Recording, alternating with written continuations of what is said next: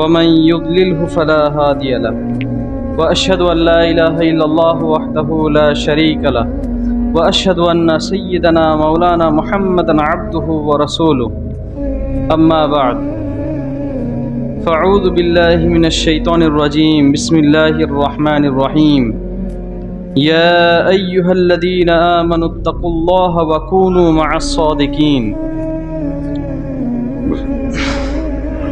صدق الله العظيم وقال النبي صلى الله عليه وسلم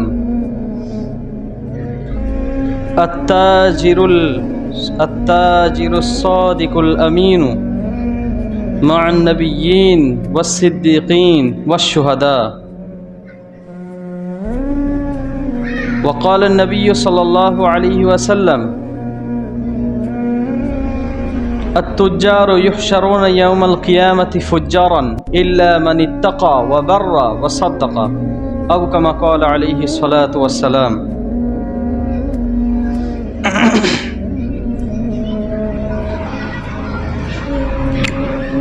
আল্লাহ তাবারাক তাআলার অশেষ রহমত যে আল্লাহ তাবারাক তাআলা আমাদেরকে পবিত্র জুম্মার দিনে তিনার ঘরে তিনার হুকুম পালনের জন্য নিয়ে এসেছেন, তার জন্য সকলে শুকরিয়া শরীফ বলি আলহামদুলিল্লাহ।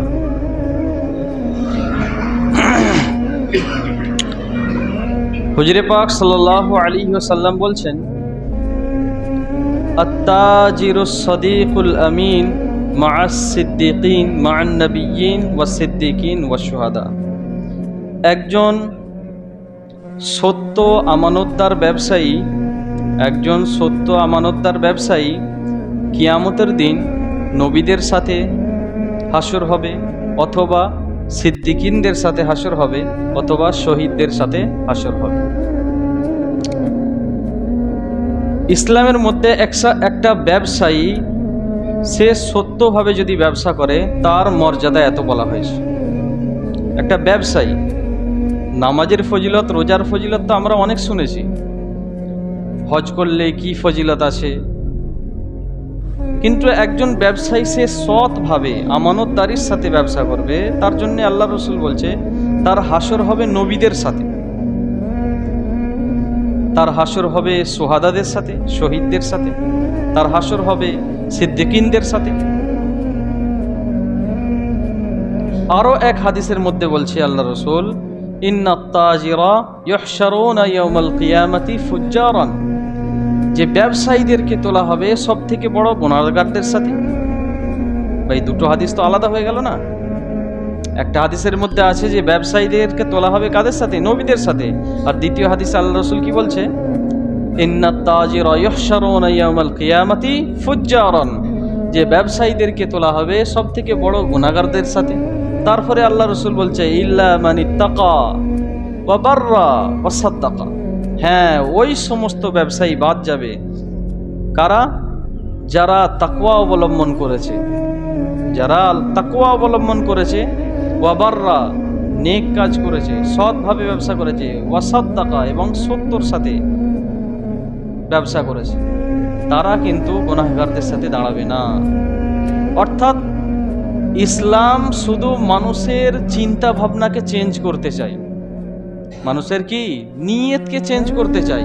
আপনি যে কাজ করেন, যে খানা খান, যে রাস্তায় চলেন, যে জন্যে আপনি পরিশ্রম করছেন, তাতে আপনার নিয়ত কি আছে? আপনি একে অপরের সাথে আলাপ আলোচনা করছেন, কি নিয়তে করছেন? এই জিনিসটা যখন ইসলাম অনুযায়ী, অর্থাৎ আপনার পবিত্র হয়ে যাবে এই সমস্ত জিনিস, আপনার মন মেজাজ, তখন এই সমস্ত জিনিস কিন্তু ইবাদতে গণ্য হবে। ইসলাম আপনাকে আপনার সব কাজকে বদলে সব কাজ হারাম করে দিয়েছে এমন নয়। ব্যবসার জন্যও আল্লাহর রসুল বলছে তারা নবীদের সাথে দাঁড়াবে যদি সত্য ন্যায়ের সাথে যদি ব্যবসা করে, যদি আমানতদারির সাথে ব্যবসা করে। তার অর্থ কি?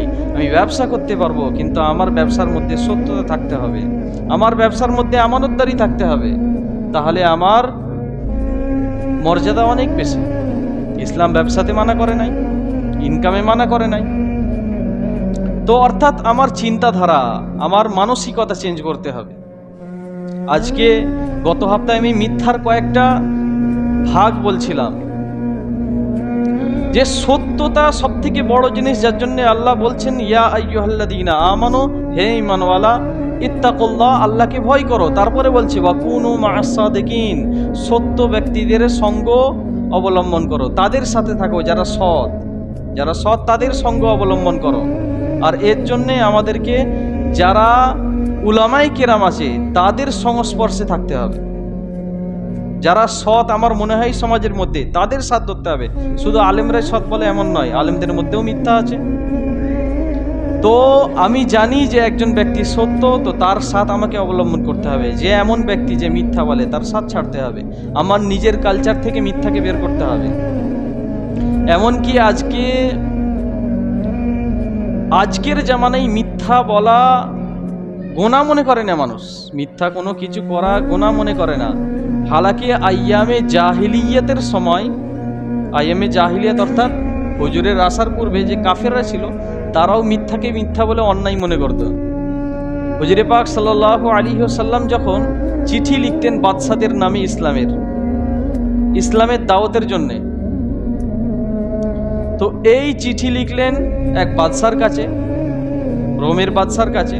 তো সেখানকার বাদশাহ জানতে চাইলেন যে ইনি যে আমাকে ইসলামের দাওয়াত দিয়েছে, নিজেকে নবী বলে দাবি করছে, এই ব্যক্তিটা কেমন। তো জানতে গেলে সেখানকার লোক দরকার। তো সেই সময় কাফেরদের মধ্যে আবু সুফিয়ান ওই জায়গাতেই ছিল, ব্যবসা করতে গিয়েছিল।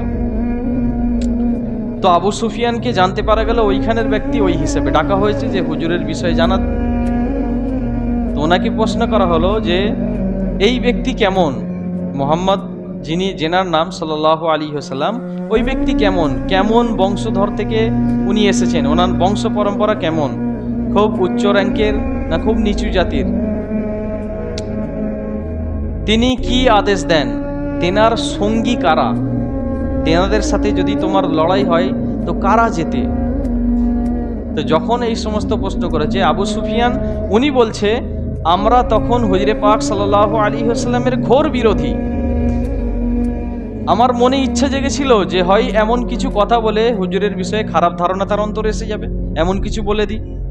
আবু সুফিয়ান বলছে যে আমি ওই সময় ইচ্ছা হচ্ছিল যে এমন কোনো কথা বলবো যাতে হুজুরের বিরুদ্ধে এনার খারাপ ধারণা এসে যাক, কিন্তু যখন আমি বলা শুরু করি একটা মিথ্যা কথা বলার সুযোগ পাইনি, আর বলতে পারিনি, নিজেকে খারাপ লেগেছে, বলতে পারিনি আমি মিথ্যা। নাকি হুজুরের বংশ কেমন, না হুজুরের বংশ সব থেকে উত্তম, আরবের মধ্যে সব থেকে উত্তম বংশে ওনার জন্ম হয়েছে। তো তিনি বললেন নবীরা দুনিয়ার সর্বশ্রেষ্ঠ বংশে জন্মগ্রহণ করে, এটা সত্য। তো উনি বললেন হ্যাঁ, ইনি তো সেরকম গুণ আছে এনার মধ্যে নবী হওয়ার। তারপরে উনি বললেন যে আচ্ছা বলো তো ওনার সঙ্গী কারা। তো আবু সুফিয়ান বলে যে ওনার সঙ্গী হচ্ছে সমাজের সব থেকে কমজোর গরিব ব্যক্তিরা। তো তিনি বললেন হ্যাঁ, নবীদের সাথে সর্বপ্রথম সব থেকে কমজোর ব্যক্তিরাই তোনাদের সাথী হয়, সঙ্গী হয়। হুজুরে পাক সাল্লাল্লাহু আলাইহি ওয়াসাল্লামের সঙ্গী কারা ছিল? গরিব, যারা খেতে পায়নি।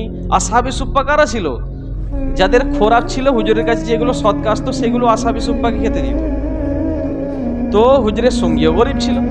তিনি বললেন হ্যাঁ, একজন নবীর সঙ্গী এমনই হয়। তারপরে ওনাকে প্রশ্ন করলো যে তোমাদের সাথে যখন কোনো যুদ্ধ হয় তো কি পরিণতি হয় এর? তো আবু সুফিয়ান বললেন যে কখনো উনি যেতেন আর কখনো আমি। তখন দুটো যুদ্ধ হয়েছিল, একটা বদরের আর একটা উহুদের। বদরের যুদ্ধে হুজুরে পাক সাল্লাল্লাহু আলাইহি ওয়াসাল্লাম এবং মুসলমানরা জয়ী হয়েছিলেন, আর উহুদের যুদ্ধে শুরুতে মুসলমানরা জয়ী হয়েছিল, কিন্তু শেষের দিকে মুসলমানদের কিছুটা পরাজয় হয়েছিল। তো সেই হিসাবে তিনি উত্তর দিলেন।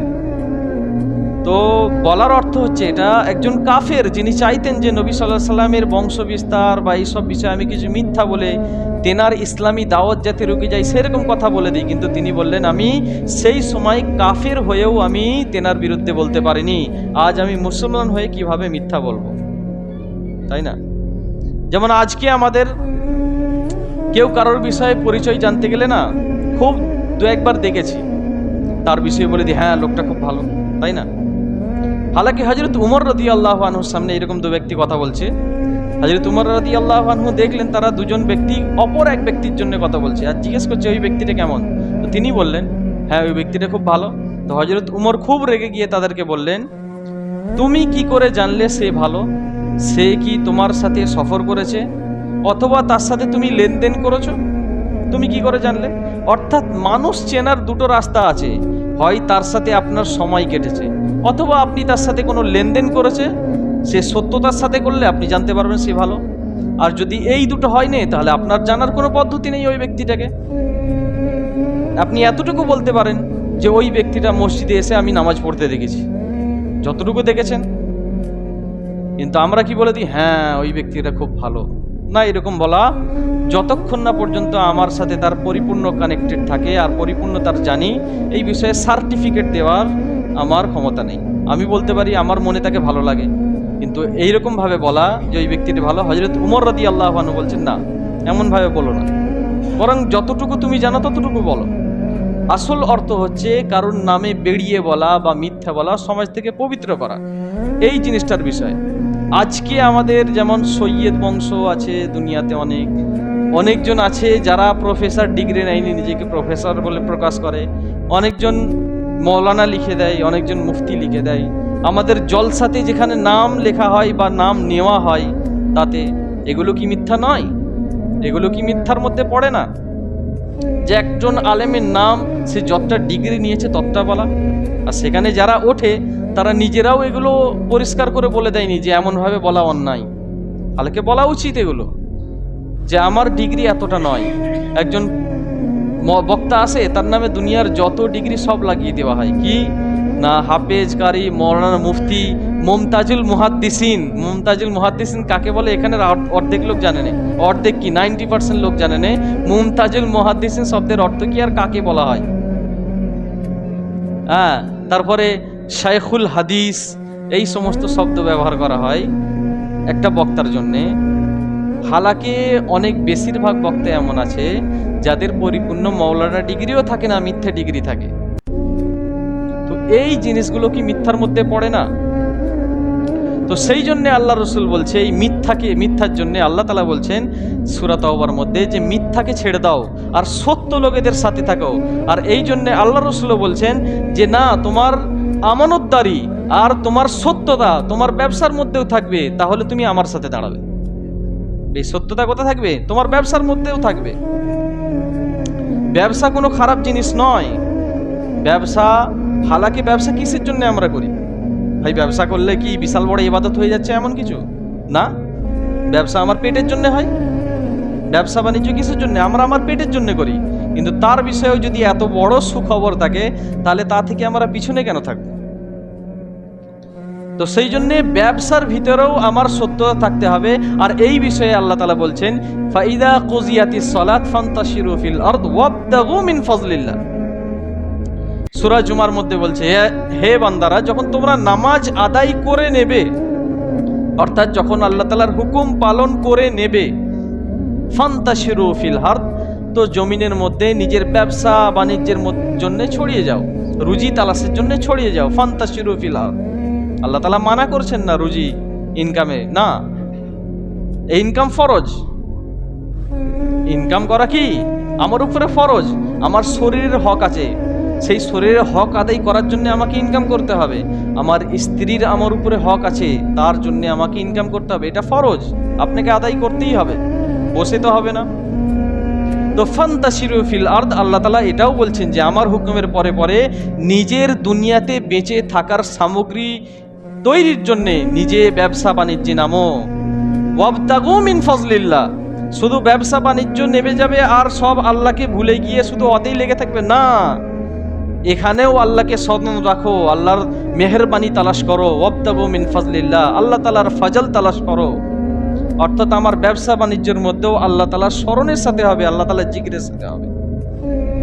সাহাবীদের এবং বড় বড় ওলি আউলিয়াদের এমন অনেক বর্ণনা পাওয়া যায় যেখানে ইসলামের দাওয়াতি কোনো মেহনত হয়নি, যে ইসলামের আলাদাভাবে কোনো সাহাবারা বা সেখানে কেউ মেহনত করতে গিয়েছে ইসলামের জন্য, না, সেখানে ব্যবসা করতে গিয়েছে। একটা মুসলমানের ব্যবসার আমানতদারি আর সত্যতার দিক থেকে দেখে তারা ইসলামের দিকে এসে গেছে। যে ইসলামে ব্যবসার মধ্যে যদি এত সাবধানতা, এত সত্যতা, এত আমানতদারি থাকতে পারে, তাহলে এই ধর্মের মধ্যে কি আছে? সেখানে মানুষ মুসলমান হয়ে গেছে। তো সেই জন্যে আমার পুরো জিন্দিগির সমস্ত দিকটা সত্যতাই ভরতে হবে, মিথ্যার প্রত্যেকটা ভাগকে বাদ দিতে হবে।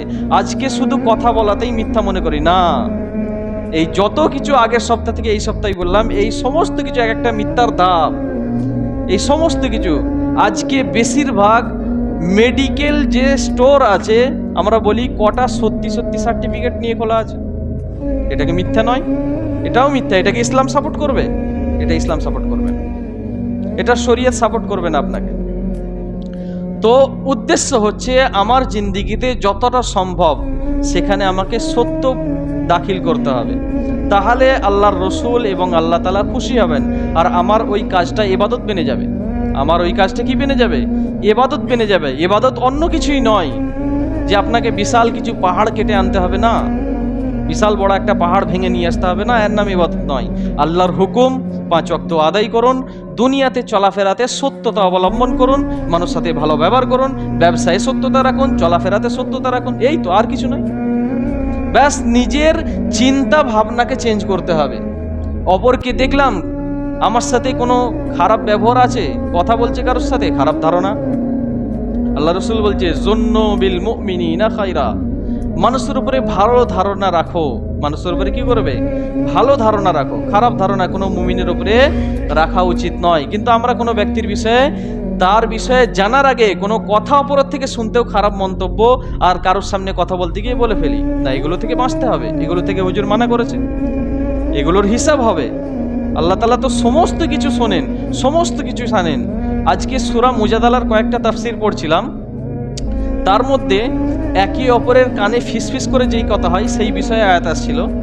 7 নম্বর আয়াত থেকে, সূরা মুজাদালার 7 নম্বর আয়াত থেকে আছে, আলাম তারা আন্নাল্লাহা ইয়ালামু মা ফিস সামাওয়াতি ওয়া মা ফিল আরদ। হে নবী, আপনি কি জানেন না যে জমিন আসমানে যা কিছু আছে সব কিছু আল্লাহ তাআলা জানেন।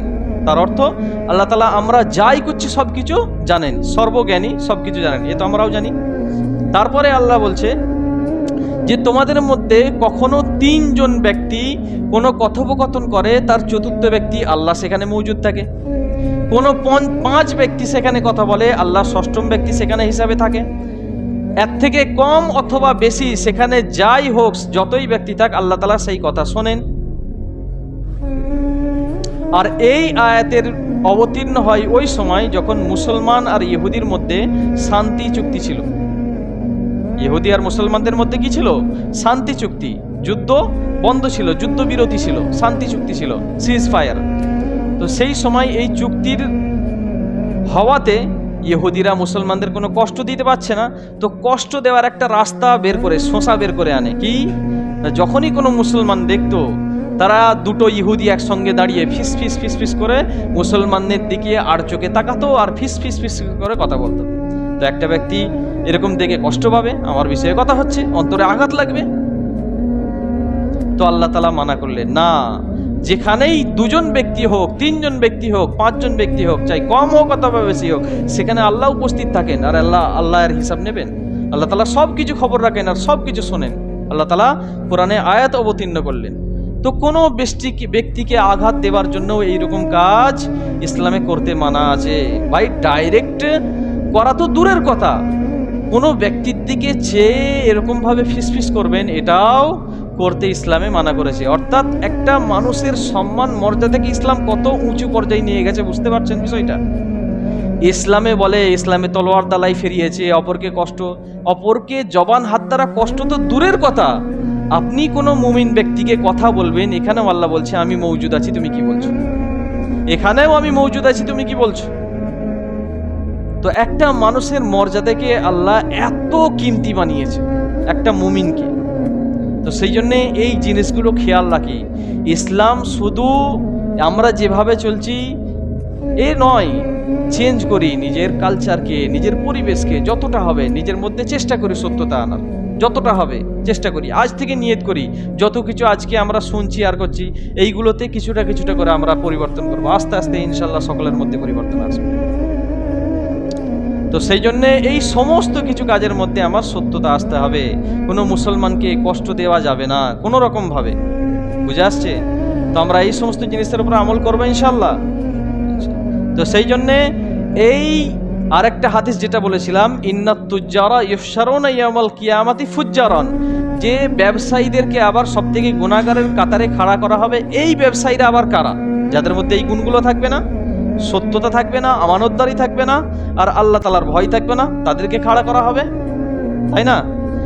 আর কোরআনে আল্লাহ তাআলা এটা বলছেন, ইন্নামা আমওয়ালুকুম ওয়া আওলাদুকুম ফিতনা, তোমার মাল তোমার আওলাদ এই দুটো হচ্ছে তোমার জন্য ফিতনা। কেন না ভাই, বাচ্চার ছেলের চিন্তা, একটা বাচ্চা ছেলে, তার চিন্তায় আমার দিন ছেড়ে যায়, আমার নামাজ ছেড়ে যায়।